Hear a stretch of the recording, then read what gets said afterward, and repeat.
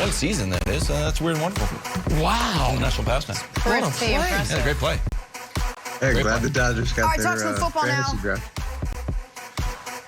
17 days away from kicking off the 2021 regular season. It's a good one, Eric Mangini. Last night, the NFL Network continued to unveil the top 100 players of 2021 as voted on by the players. They revealed numbers 11 through 20 on the list. So what do you think that means? Well, logic tells us we now know the top 10 players on the list, and you should know it too. In alphabetical order, where Nick, Kevin, and I are always last, that group includes Davante Adams, Josh Allen, the GOAT, Aaron Donald, Derrick Henry, D-Hop, Mahomes, and Travis Kelce, and the MVP, Aaron Rodgers, and T.J. Watt. So, Nick, take this in. That is their top 10. You got your own top 10, though, that we don't have to wait until Sunday to see. Take us through it. Correct. So, listen, NFL Network, it's not a bad job. It's a passing grade. You got 7 out of 10 correct. But T.J. Watt, I hate to say it, but Josh Allen and Davante Adams are not top 10 players in the NFL. Here are your top 10 players in the NFL. They are all the best at something. Coming in at number 10, Tom Brady. He is the best. I got to give him credit. I guess he's the best leader in the NFL. And that applies not only to his own team, but to the opposing team. Like, he can mind meld the opposition. Hey, you're down 8 in the NFC Championship game. Kick a field goal. He can mind meld the officials in the Super Bowl. Hey, pass interference, it's got to be catchable. No, it doesn't. It just has to be a Tom Brady incompletion. Where he goes, winning follows. He's the 10th best player in the NFL, the best leader. Number 9 on the list. The best middle linebacker, the best linebacker in the NFL, 24-year-old phenom Fred Warner. He was not in the top 10 on the NFL's list, or he's not, I think he was like 21 on their list. He is the linchpin of the dominant 49ers defense. He got paid as such. He's your 9th best player in the sport. Number 8, the best tight end in the NFL, coming off quietly the best tight end season ever. The most yards ever by a tight end in the season. If you add the playoffs, he had over 1,700 yards, dozen touchdowns. I think it passes Ditka's season 60 years ago and Gronk's season a decade ago as the best season by a tight end ever. 5 straight 1,000-yard seasons. Best tight end in football. He's number 8. Number 7, the best the best defensive end in the NFL. Number 6, the best wide receiver, Myles Garrett. The guy has been nearly a sack a game for the last 3 seasons. His production's unbelievable, and he's doing it without a great back end behind him. So not a lot of coverage sacks he's getting. He's doing that even though everyone knows they got to stop him. Number 6 is the best wide receiver in football, DeAndre Hopkins. Doesn't matter who his quarterback is. Doesn't matter what the system is. Doesn't matter what the situation is. He's your best wide receiver with the best hands, most consistent production in the league. Now we get to the top 5. The only true shutdown corner we've got in the league. We got a lot of guys are close. Jalen Ramsey's the only real one.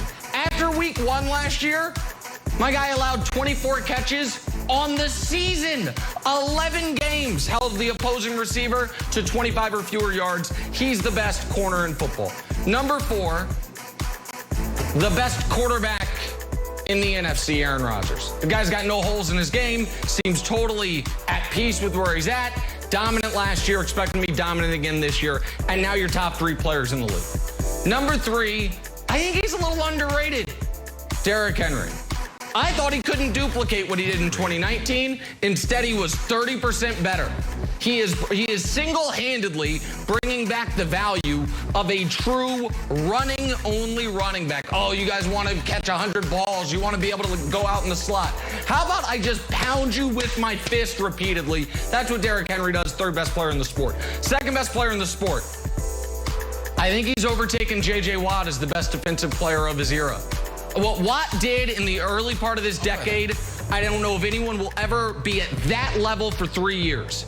But Aaron Donald now for 6 years has been the best defensive lineman, maybe the best defender in the sport. He's number 2. And number 1, and I will tell the audience this, it's obviously Mahomes. Everyone knows it's Mahomes. If you come out with a list and you don't have Mahomes, you're trolling.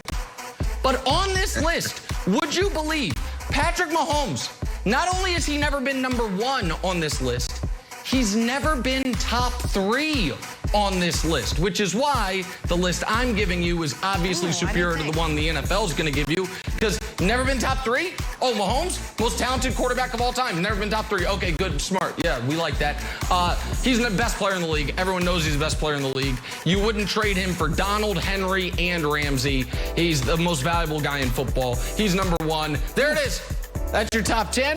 I took a long time there because I assume this part will be very short because it's just going to be congratulations. Nick, great to have you back. That's a perfect top 10. I thank you. I assume that's what Coach going to say. Nick, I love your list, and it always excites me when you put one together. It doesn't surprise me that you were wrong on a lot of these. But there were some that I think were very good takes.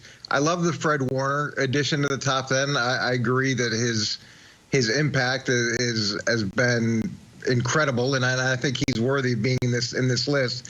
I think you got Tom Brady about 9 spots off. I'd put Tom Brady at number 1, yes. and here's why: is I know that you want to undervalue the impact that a quarterback has on a whole team, because of course, why would you want the quarterback to impact the whole team? But what Tom was able to do in going to Tampa Bay and bring them to the Super Bowl and win the Super Bowl, it's amazing. And I didn't think he could do it. I underestimated him, and he did it. And that's why I'd put him at 1. I'd put the quarterbacks 1, 2, and 3. I'd have Mahomes at 2. I'd have Aaron Rodgers at 3. And then for me, I'd move Aaron Donald to 4 and Derrick Henry to 5. I think you made a mistake by not including Adams. He's got a higher catch percentage than Hopkins does. His numbers were pretty staggering last year and have been staggering over time. And it's not like there's always been a second threat where they couldn't concentrate and try to take him away. And I actually had Kelsey a little bit higher. I had him more at 7 than 8, because again, his catch percentage is ridiculous. I think it's like 77% in his career. I don't know where that ranks him all time, but it's got to be up in the top 4 or 5% ever. So I like that. With the other players, I think you can go either way. There's a lot of guys that could slide in and out of the top 10. TJ Watt, you can make an argument for. And then, it was nice. You did a nice job. You did some good things. But obviously the biggest mistake is where you put Brady. Okay, so let me just address that real quick before we go to Wilds. Because I don't want to hear, Nick hating on Brady. Not hating on Brady. Giving Brady massive respect. What are you talking about? He's number 10. I have him on this list. I did not hate on him. Oh, yeah. I'm sorry. All I did, I had him above Russell Wilson, who's better than him. I had him above Lamar Jackson, who's better than him. I had him above Josh Allen, who just had a far better year than him, because at this point, I just understand.